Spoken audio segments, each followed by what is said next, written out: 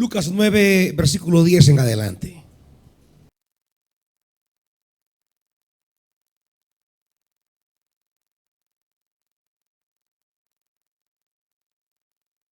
Dice la escritura, amados hermanos, versículo 10: cuando regresaron los apóstoles, le relataron a Jesús lo que habían hecho. Él se los llevó consigo y se retiraron solos a un pueblo llamado Betsaida. Pero la gente se enteró y lo siguió. Él los recibió y les habló del reino de Dios. También sanó a los que lo necesitaban. Al atardecer se le acercaron los 12 y le dijeron: despide a la gente para que vaya a buscar alojamiento y comida en los campos y pueblos cercanos, pues donde estamos no hay nada. O como dice la Reina Valera, el lugar en que estamos es un lugar desierto. Denles ustedes mismos de comer, le dijo Jesús. No tenemos más que 5 panes y 2 pescados, a menos que vayamos a comprar comida para toda esta gente, objetaron ellos. Porque había allí unos 5,000 hombres. Pero Jesús dijo a sus discípulos: hagan que se sienten en grupos como de 50 cada uno. Así lo hicieron y se sentaron todos. Entonces Jesús tomó los 5 panes y los 2 pescados y mirando al cielo los bendijo.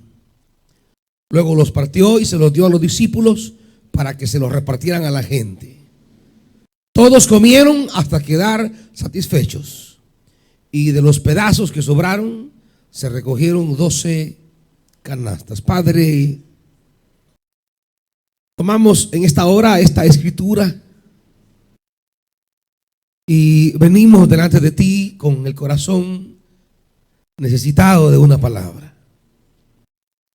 Estamos aquí esta mañana, Dios, porque en el caminar de nuestra vida, allí en los lugares desiertos que nos toca a veces vivir, sabemos que tu palabra abre caminos. Y aferrados a esa fe, que en tu palabra hay posibilidades insólitas, esclavos de una fe inquebrantable, que tu palabra abre ríos en el desierto.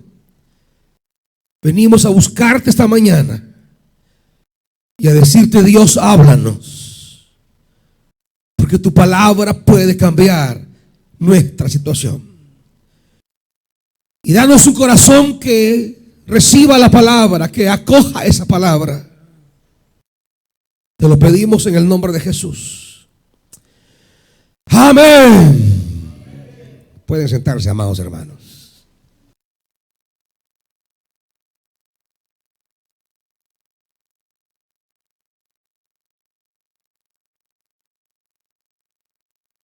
En esta escritura vamos a encontrarnos con, diríamos, el carácter de lo que significa seguir a Jesús. La esencia o la naturaleza, diríamos, de lo que implica tener un vínculo con Jesús. Ya que muchas veces los cristianos vamos entendiendo que tal vez ser cristiano es meramente asistir a una iglesia o simplemente irse a sentar y ser espectador. Pero nuestra relación con Jesucristo debe de traducirse en un cierto compromiso que en esta escritura Dios nos la va a dejar muy en claro.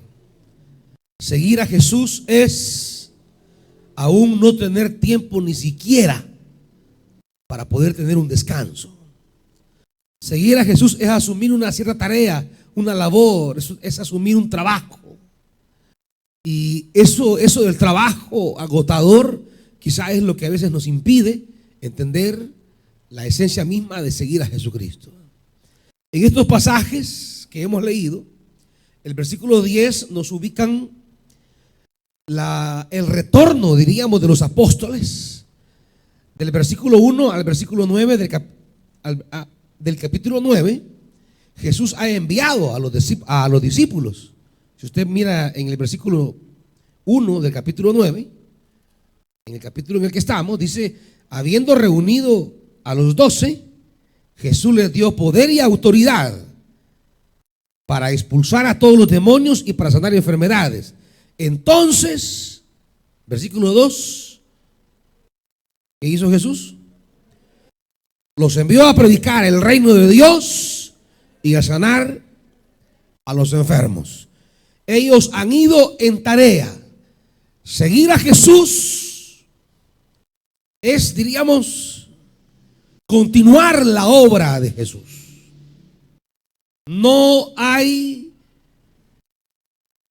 un tipo de cristianismo en la Biblia en el que seguir a Jesús signifique simplemente ser miembro de una iglesia o ser asistente de una iglesia. Identificarme con Jesús es realizar su obra. Él los envía a predicar el reino y a sanar a los enfermos. De hecho, dice el versículo 11, que dimos lectura al principio, que esa es la obra de Jesús. ¿Lo está viendo, hermano? Cuando yo le diga un versículo, búsquelo, oye, no se me quede viendo. Si yo le digo en el versículo 11 dice eso, búsquelo y corrobore que en efecto así es. Esa es la labor de la iglesia, ver que la predicación esté acorde en serio a las Escrituras y recibir esa palabra como palabra de Dios. El versículo 11, ¿qué es lo que hace Jesús con la multitud? Les predica el reino de Dios y sanó a aquellos que tenían necesidad. Esa es la obra de Jesús.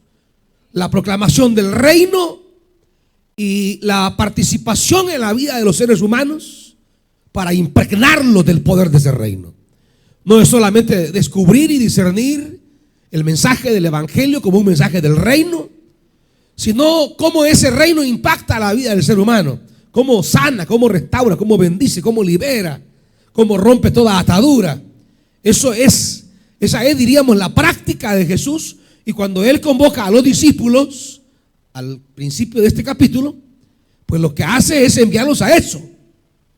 En principio no los manda ni a fundar iglesias, ni a construir templos, ni a elaborar doctrinas, ni a hacer ritos. En esencia, lo que los envía es: vayan, prediquen el reino y sanen a los enfermos, expulsen a los demonios. Es decir, la esencia del evangelio es el anuncio que Dios ha decidido entrar en nuestra historia y hacer patente de su gloria la vida de los seres humanos. La esencia del evangelio es que Dios ha decidido intervenir de manera decisiva en la vida nuestra. Y esa intervención trae resultados notorios y visibles en la vida de los seres humanos. Los enfermos son sanados, los endemoniados son liberados, la salvación toca la vida de las personas. El evangelio del reino, diríamos, no es un mensaje transmundano. El evangelio del reino no es una cosa que tenga que ver solamente para después de la muerte. El evangelio del reino es la presentación de un Dios que quiere intervenir en la vida de los hombres ahora. El evangelio del reino de Dios es la proclamación que Dios no está ausente, que Dios no se ha escondido, que Dios no ha huido de la realidad humana, que en esta historia Dios ha decidido intervenir de manera decisiva y eficaz en la vida de los hombres, y que toda aquella realidad en la vida de los hombres donde el pecado ha hecho destrozos, donde la maldad ha separado, ha roto, ha quebrado, ahí donde la vida humana refleja, diríamos, una condición infrahumana, ahí donde el ser humano ha perdido su libertad, su dignidad, ahí es donde el reino de Dios quiere hacerse presente para demostrar su fuerza, su gloria y su poder. La iglesia es una comunidad enviada para marcar la vida de los hombres con el reino de Dios. La iglesia es la comunidad de hombres y mujeres que, siendo ellos impactados por el reino, se convierten en instrumentos de impacto en la vida de los demás. La iglesia no es meramente una congregación. Esto de congregarse es apenas una fase de ser iglesia. Porque luego que la iglesia se congrega, la iglesia se disgrega. Es decir, ustedes vienen al culto a esta hora, pero luego se disgregan, salen a sus lugares, van a sus casas, en la semana irán a sus trabajos, a sus estudios. Y en esa disgregación que hacen, deben impactar a otros con el mensaje del reino de Dios. No hay sentido en ser iglesia que se congrega y mientras está congregada canta aleluya, oye palabra de Dios, recibe un refrigerio espiritual, pero que a la hora de disgregarse es hueca, vacía, inútil de cara a la vida de los seres humanos. Eso no significaría nada en la perspectiva del evangelio sobre ser cristiano. Ser cristiano indudablemente es disfrutar en la congregación el placer y el poder del reino de Dios, pero esa experiencia de congregarse y disfrutar el reino de Dios no tiene sentido alguno si al disgregarnos, al salir de aquí, no tenemos alguna relevancia positiva en la vida de los seres humanos. Ser seguidor de Jesús o ser iglesia en la perspectiva de Jesús es que lo que recibimos de Dios cuando nos congregamos debemos canalizarlo y llevarlo a otros cuando nos disgregamos. ¿Me van siguiendo, hermanos? Así que si lo que usted recibe de Dios cuando se congrega no se traduce en su universidad, en su colegio, en su trabajo, en su negocio, en su empresa, no se traduce en una vida de impacto a los demás, significa que estamos carentes de una comprensión correcta de lo que es el evangelio. Hemos confundido lo que es ser cristiano, hemos malentendido lo que significa ser hijo de Dios, hemos desconectado nuestra vida del propósito de Dios para la vida de los seres humanos. Y una vida desconectada del propósito de Dios no tiene ningún sentido, hermanos. Entonces la iglesia deja de ser esa comunidad de Jesús que sirve al mundo y se ha convertido en una religión más. Tal vez en un grupo de terapia, tal vez en un grupo de hecheros, pero deja de ser iglesia. La relevancia de la iglesia es cuando ésta se dispersa, cuando luego de haberse congregado y recibe de Dios el desafío, la palabra, el poder, su gloria, ésta se disgrega y sale dispersada, impregnando a otros de esa gloria divina. Amén, hermanos. Por eso dice el versículo 10, cuando regresaron los apóstoles, le relataron a Jesús lo que habían hecho. Ellos vienen de hacer la misión. Ellos vienen de hacer lo que Dios les ha enviado, aquello para lo cual Cristo los llamó, los convocó. Él los convocó para dotarles de su gloria y convertirlos en emisarios. Así que ellos fueron, hicieron la obra y regresaron. Y comenzaron a contarle. Imagínense este momento de haber ido a hacer la obra y luego regresar con aquel gozo de querer estar a solas con Jesús. ¿Y qué hizo Jesús? Versículo 10. Él los tomó consigo y se retiraron solos a un pueblo llamado Betsaida. Es decir, Jesús dice: miren, ustedes vienen cansados, vienen cargados, tenemos tanto de qué hablar, hay historias que me quisieran narrar, hay testimonios que quisiera oír y quisiera también hablarles a ustedes de lo que ustedes han hecho.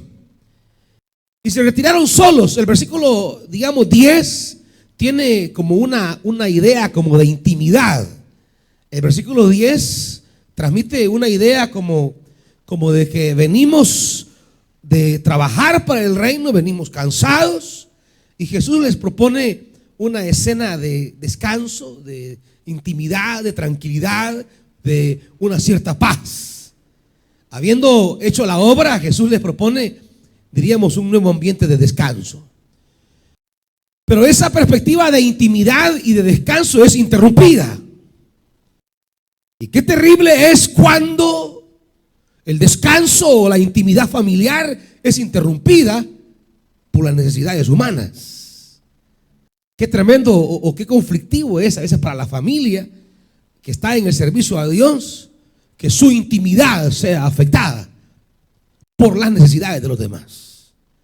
Cuando usted ha pensado descansar, usted ha pensado tomarse una tarde, usted ha pensado salir, usted ha pensado estar tranquila, de repente esa tranquilidad es invadida, su privacidad es quebrada. Y dice el versículo 11, pero la gente, oiga esto, pero la gente se enteró y lo siguió. Jesús está proponiendo un momento de intimidad y descanso, pero la gente no se lo dio. Al contrario, escuchó que a ese pueblo tranquilo de la zona de Betsaida, él se había ido con los discípulos y la gente se fue tras él. ¿Qué actitudes, qué respuestas damos cuando nuestra intimidad, nuestra privacidad o nuestro descanso es interrumpido por los asuntos relacionados a la vida del reino? ¿Cómo asumimos? ¿Cómo hacemos esto cómo entendemos esto de lo cual tienen muchos problemas? Es que vos ya ni siquiera hablas conmigo, es que vos solo es a tu iglesia que el renuevo aquí, que el renuevo allá. ¿Y cuándo hay tiempo para darnos un besito siquiera? O que vos solo que al culto, que a servir, que a prepararte. Ese es el escenario aquí. Jesús y sus discípulos, luego de una ardua tarea, quieren tomarse un tiempo, quieren estar a solas, quieren descansar, quieren tener privacidad. Pero la gente no los dejó, sino que la gente los siguió. Ahora, ¿cuál es la respuesta de Jesús, hermanos? ¿Qué hace Jesús? Pero primero, ¿qué hizo? ¿Cuál fue la respuesta inmediata de Jesús? Recibirlos. ¿Cómo dice la Reina Valera ahí en ese versículo, hermanito? Él les recibió. Él les recibe. En otras palabras, abre las puertas.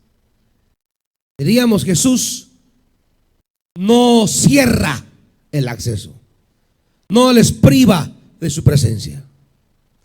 Jesús los recibe, los acoge, les da la bienvenida. ¿Se imagina cómo pudieron sentirse los discípulos, verdad? Ay, otra vez. ¿Y que no íbamos a comer solitos, pues? ¿Y que no íbamos a cenar solo nosotros, pues? ¿Y que no íbamos a estar tranquilos en la tarde aquí en esta hamaca, pues? Y esta gente, quizá había un malestar que más adelante van los discípulos a manifestar. Allá en el versículo 12, ellos dicen: despide a la gente. Quizá refleja allí ya una cierta incomodidad que arranca desde el comienzo de la lectura del pasaje. Los discípulos quedan, digamos, como indispuestos. Quedan indispuestos porque la privacidad se volvió multitud. La intimidad se volvió pública. Y el tiempo de descanso se volvió en más trabajo. Y quizá ellos están un poco incómodos, diríamos, porque los planes que tenían de poder estar tranquilos se ven interrumpidos por las necesidades humanas. Yo creo, amados hermanos, que algo que debemos aprender en esta hora es: para una iglesia comprometida con Jesús, no hay descanso, amados hermanos. No hay descanso. Las necesidades humanas son tan grandes. La manera como el enemigo está atacando hoy es tan enorme. La obra del mal y las condiciones de la vida de los seres humanos en este país no nos permiten ser una iglesia que ande buscando haraganear. No podemos ser una iglesia cómoda. No podemos ser una iglesia que solamente se quede por ahí pasiva. Amados hermanos, las necesidades de la gente y la obra del enemigo exigen una iglesia activa, comprometida, una iglesia que asuma los temas del reino de Dios como nuestra vocación. Eso es la tarea de la iglesia, amados hermanos. No podemos descansar, no podemos estar allí como de vacaciones. La iglesia debemos trabajar, hermanos. Y sé que hay jornadas extenuantes. Sé que luego de los servicios en un renuevo quedamos así como cansados. Pero amados hermanos, luego viene la conexión, la columna familiar, la chiqui columna. Y luego viene que hay que seguir en la preparación. Y ya viene, terminamos apenas el renuevo de niños y a las 2 semanas viene el lanzamiento. Vamos a terminar el lanzamiento y al siguiente mes ya viene el último ciclo de renuevos, porque esto ya va para abajo, hermano. Si octubre ya se va a ir, ya noviembre están las puertas. Y vienen 6 renuevos más. Es el último ciclo. Porque viene el de parejas que se une a los 5 que ya tenemos. Y todavía viene un evento de los jóvenes. Y hemos dejado en esta última parte del año las noches de buenas nuevas por el tema de la lluvia, pero si estuviéramos de enero a julio como lo hicimos este año, pues los lunes, noches de buenas nuevas. Es una tarea extenuante, es un trabajo, diríamos, hermanos, cansado, pero díganme, ¿descansa el diablo? No. ¿Descansa el mal? No. Entonces la iglesia tenemos que asumir un compromiso grande en torno, por eso dice Jesús más adelante, miren en el capítulo 9, versículo 23. Dice, si alguien quiere ser mi discípulo, ¿está conmigo en el 9:23? Que se niegue a sí mismo, lleve su cruz cada día y me siga. Porque el que quiera salvar su vida la perderá. Pero el que pierda su vida por mi causa, la salvará. ¿De qué le sirve a uno ganar el mundo entero si se pierde o se destruye a sí mismo? Si alguien se avergüenza de mí y de mis palabras, el Hijo del Hombre se avergonzará de él cuando venga en su gloria y en la gloria del Padre y de los santos ángeles. Además les aseguro que algunos de los que están aquí presentes no sufrirán la muerte sin antes ver el reino de Dios. Por eso el llamado de Jesús es caminar conmigo, es comprometerse a llenar de la gloria de Dios la vida de los seres humanos. Comprometerse con Jesús es participar en ministrar las necesidades de los demás. Esa es la esencia del evangelio. Participar con Jesús es decir, aquí está mi vida, aquí está lo que soy, aquí está todo lo que Dios es conmigo. Y seguir a Jesús significa, estoy para trabajar con Jesús en su ministerio de predicar el reino, expulsar los demonios, sanar enfermos y atender las necesidades de los seres humanos. Esa es la esencia del evangelio, hermanos.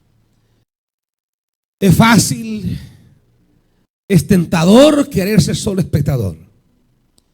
Yo les digo a los pastores que vienen a veces y me dicen, pastor, quisiéramos que nos comparta el método Queremos que nos dé la clave. Yo les digo, hermanos, aquí no hay método. Aquí solo hay una cosa. Usted como pastor debe ir al frente del trabajo, esforzarse, luchar, que la gente comprometida con Jesús lo va a seguir. Aquí no hay más método. Aquí no crean que de sumar, restar, multiplicar, pasar para acá otra cosa. No, es que usted trabaje y trabaje para el reino de Dios. No hay método, solo hay trabajo. Eso es todo, hermanos. Aquí no hay otra cosa. Pero si estamos ahí buscando acomodarnos, estar concentrando la mente en tonteras, poner el corazón en locuras. Fíjense, esta mañana, por ejemplo, acabo de terminar de predicar aquí, saldré a predicar a una iglesia que me han invitado a un evento para ellos muy importante y me pidieron que llevara la palabra.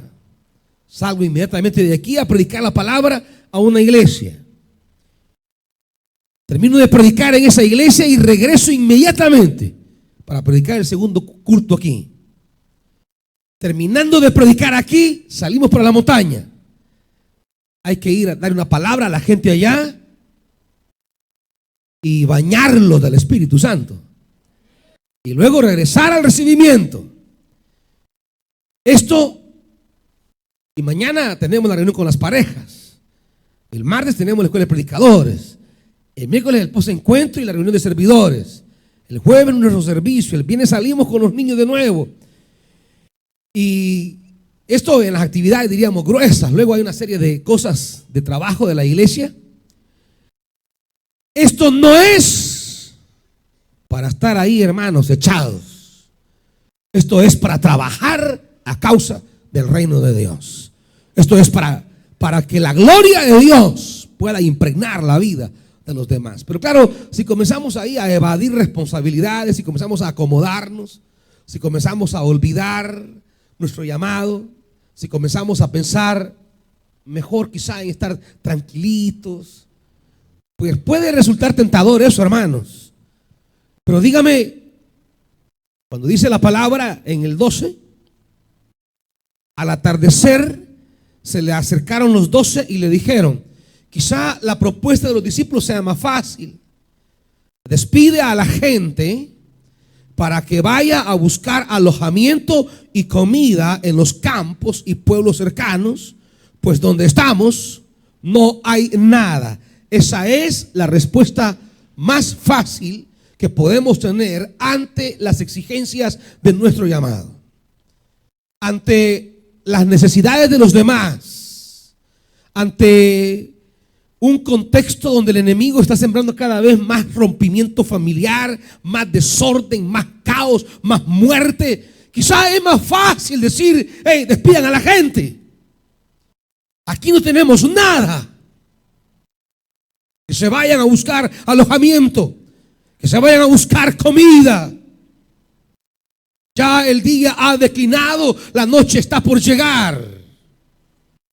Y aquí es un desierto. No tenemos nada para darles de comer. Quizá esa sea la salida más fácil. Seguir a Jesús de tal manera que no me implique a mi sacrificio. Seguir a Jesús de manera que no me implique asumir las cargas de los demás. Seguir a Jesús de tal manera que no me implique asumir responsabilidades. Quizá eso es la mejor opción que tendríamos para estar tranquilos. Que vea a la gente cómo hace, que vea a cada quien cómo se los espanta. Es fácil ser seguidor de Jesús así. Es fácil seguir a Jesús sin que esto no signifique de mi parte un sacrificio de mi privacidad, de mi tiempo, de mis energías, de mis recursos. Así es fácil, hermanos. Es fácil ser cristiano sin sacrificio. Es fácil ser cristiano sin tomar la cruz. Es fácil ser iglesia sin que esto no implique un desgaste de la vida. Eso es fácil.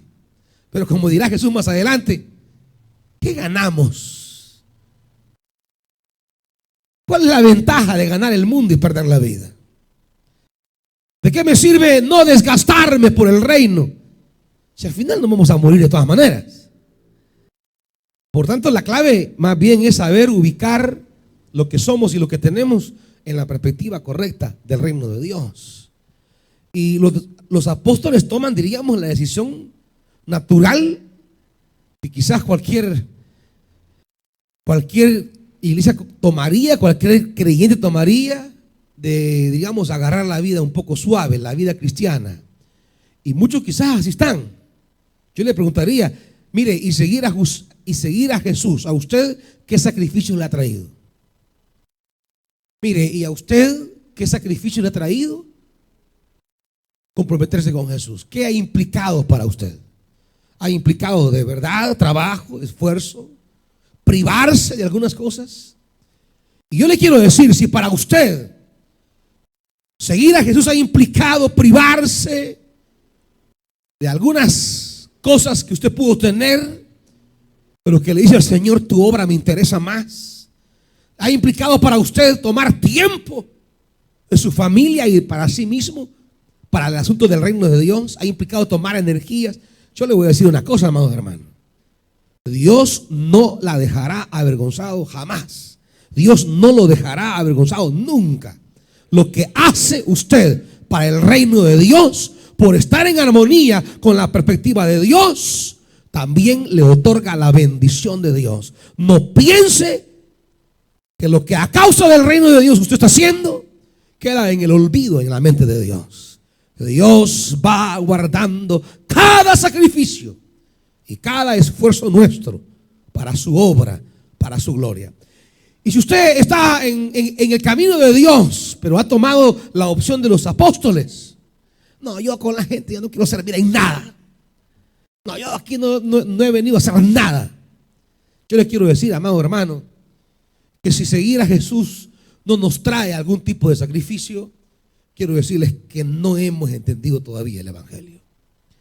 Quiero decirles que quizás podemos ser asistentes, pero todavía no hemos establecido una relación personal con Jesús. Todavía no hay entonces un vínculo de vida entre Jesús y nosotros. Los discípulos con una tranquilidad, con una frialdad. ¿Cuántas veces quizás usted ha dicho, ay, ya viene esa gente otra vez? Y si tocan la puerta, no abran. Es que esas hermanas quizás a llamarlo vienen uno para ir a servir. Quizás a decirle, hermana, vamos a cocinar, vienen. O quizás ya vienen ahí a decirle que si no hay el renuevo, ay, me caen mal estas viejas metidas, algo así. Quizá, ¿cuántas veces el servicio a Dios interrumpe la paz, la privacidad o el descanso? Pero amados, esa es la obra de Dios. Esa es la obra del Señor. Si usted le cierra la puerta a las exigencias de la obra de Dios, no se moleste con Dios cuando Dios le cierre la puerta a sus exigencias. Si usted le cierra la puerta al llamado divino, si usted le cierra la puerta cuando tocan su puerta en la casa, hermana, quiere acompañarme a orar por fulana, hermana, vengo a ver si me ayuda en esto, hermana, quiere que leemos la palabra, y usted, ay, me quería tomar una media hora. Si cerramos las puertas a esa gente que viene buscando de Dios y de sus necesidades, no se vaya a enojar con Dios el día que usted toque su puerta y Dios no atienda su necesidad. Para los discípulos es fácil decir, Señor, despídelos, que se vayan. Pero Jesús dice una respuesta, versículo 13. ¿Qué les dice Jesús, hermano? Ustedes mismos denles de comer. Es la iglesia la llamada por Dios a ser instrumento de servicio y de vida a los demás. Amados hermanos, Si no lo hace la iglesia, ¿quién lo va a hacer? Miren, vivimos una coyuntura tan complicada en este país. Ya empezamos toda una carrera de elecciones. Esto va a estar terrible. Miren, nos vamos a llenar ahorita de promesas aquí, promesas allá. Pero en este país hemos aprendido que todos estos políticos son unos grandes pajeros. En campaña le ofrecen de todo. Cuando ya están sentados, se olvidan de usted. Y las condiciones de vida de la familia salvadoreña se deterioran cada vez más. Y toda esta crisis económica provoca desarmonía familiar, un caos en las comunidades, trae más violencia, más crisis, más criminalidad, más entrega los jóvenes sin una clara perspectiva de futuro. Buscan salidas que les den ciertos alicientes, sentirse un poco tranquilos, quitarse un poco este sinsentido de la vida. Se entregan a los vicios, se entregan a las amistades que les van a llevar por caminos erráticos y al final terminan perdiendo no solo su futuro, sino que su vida misma.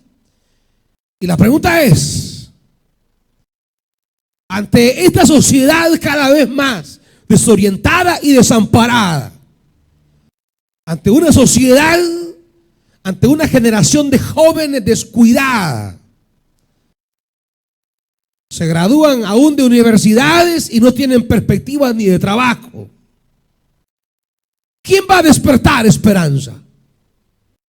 ¿Quién va a despertar la luz de Dios en sus vidas? ¿Quién va a encender la llama de lo eterno en su finito corazón? ¿Quién va a sanar todas las heridas que vienen de esas circunstancias adversas y conflictivas de la familia? ¿Quién va a impregnar a esta sociedad de sentido de vida? ¿Quién va a preñar a esta sociedad de un futuro esperanzador? Amados hermanos, si la iglesia no asume su responsabilidad, si preferimos nuestra comodidad, no crean, amados hermanos, que no es como cargado el corazón. Nos gozamos con todos los renuevos, amados.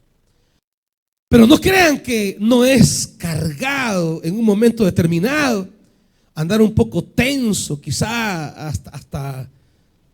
en la parte humana nuestra, andar un poco tenso con todos los compromisos que implican los renuevos, andar quizás un poco pensativo. Sabemos y confiamos en la mano de Dios, pero indudablemente nuestra humanidad por momentos se siente un poco presionado por todas las exigencias económicas que implica el ministerio que hacemos, los ministerios que hacemos y todos los compromisos mismos de la vida de la iglesia, que digamos están ahí ejerciendo una presión muy grande y ocupando espacios de preocupación en la vida de los que estamos al frente de la obra. ¿Y usted cree que estar pensando estas cosas?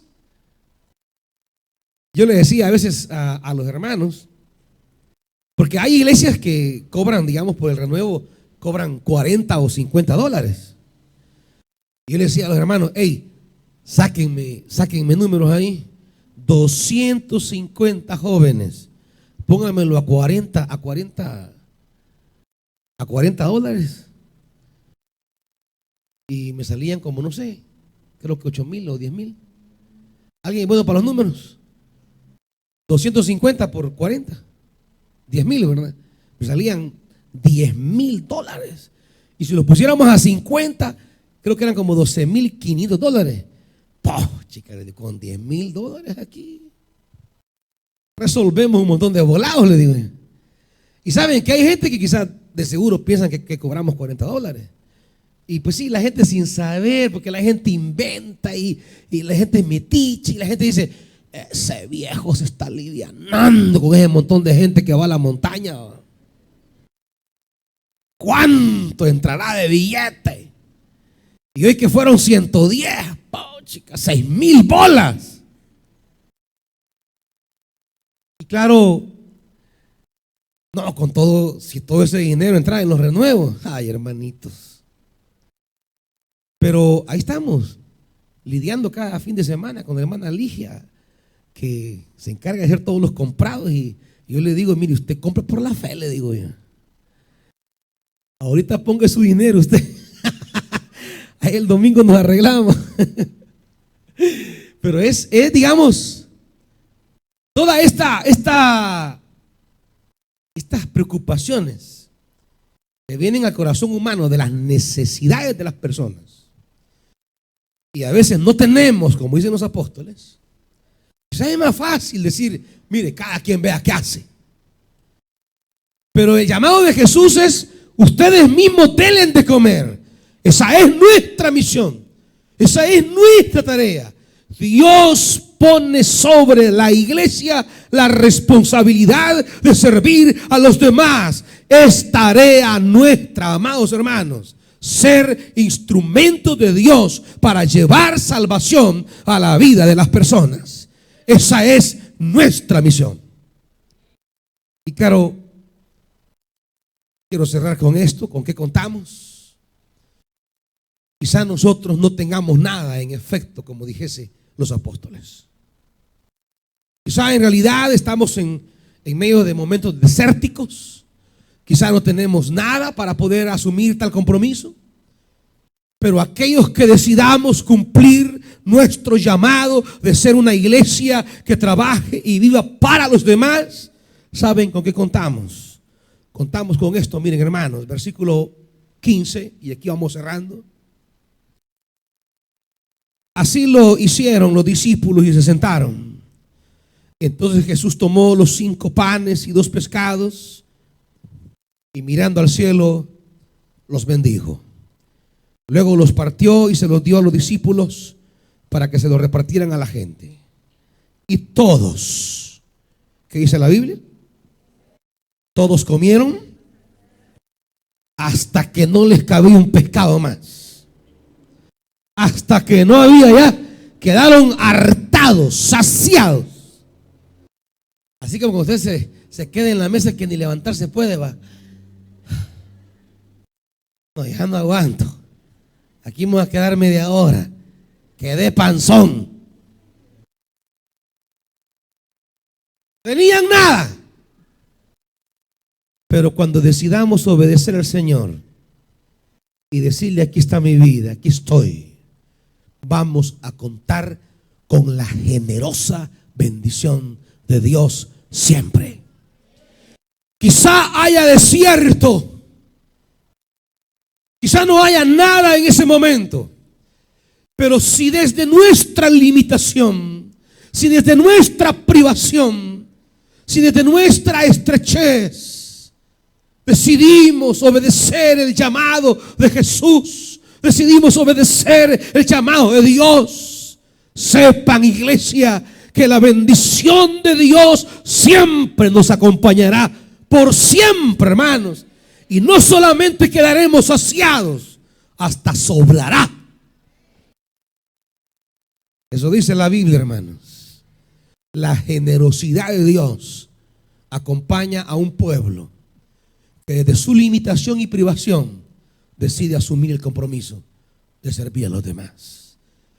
Nada de lo que usted haga, nada de lo que usted dé, la dejará en la calle, la dejará en bancarrota. Jamás, porque la generosidad de Dios siempre se mostrará para un pueblo obediente que decide asumir el compromiso de llevar su gloria a los demás.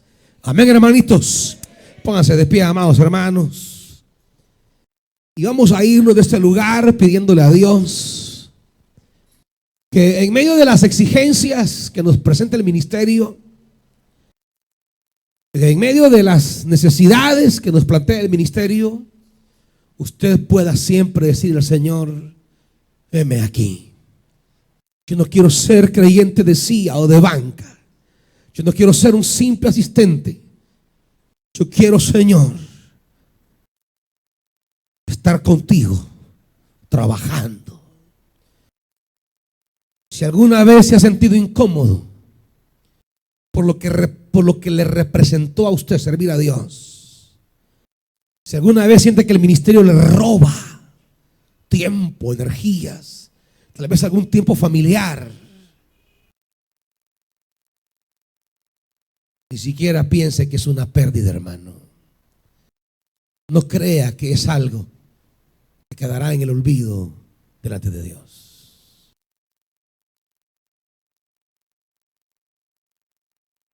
La obra de Dios, esa obra de anunciar su palabra, de echar fuera demonios, de sanar enfermos, de proclamar vida y esperanza, esa obra es de Dios. Y toda participación nuestra en la obra de Dios no quedará en el olvido de Dios. Quizá usted diga: solo hay 2 panes, 2 pescados y 5 panes. Pero si le dice a Dios: aquí está, es lo que tengo, Dios le devolverá y todavía sobrarán 12 canastos llenos de pan y pescado. Por ser la obra de Dios, Dios es generoso con los que participan en la obra de Dios. El milagro de Dios parte de lo que presentamos a Dios. El milagro de Dios no parte de la nada. El milagro de Dios no nace del aire. Nace de 5 panes y 2 pescados. El milagro de Dios nace de eso que usted presenta y le dice a Dios: esto es lo que tengo. Este es mi tiempo, mi energía, mi recurso. Y desde eso que usted presenta es que Dios comienza a mover sus milagros y su gloria. Ningún milagro nace de la nada. Nace de algo que primero pone el ser humano.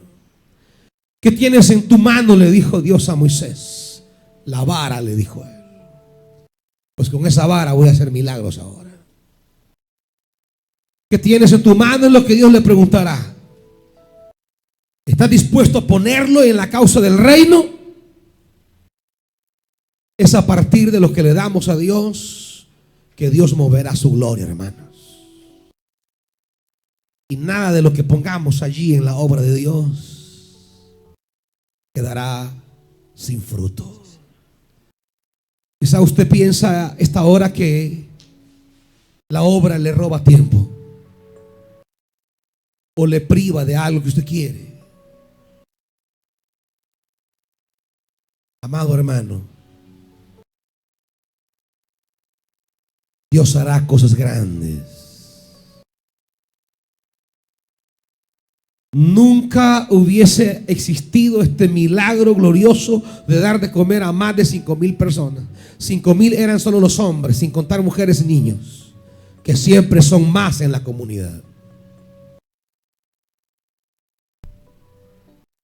Pero si decimos: no tengo, no puedo, como dijeron los discípulos al principio, nos estaremos privando de ver la gloria de Dios. Pero si oímos la voz de Dios que dice: pónganlos, arréglenlos de grupos, porque vamos a hacer algo grande aquí. Los apóstoles vieron ese mover de Dios tremendo. El mover tremendo de Dios empieza ahí.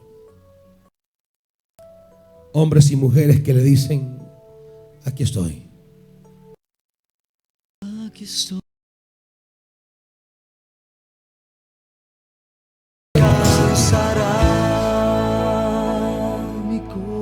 Para cansarme en tu obra, para desgastarme en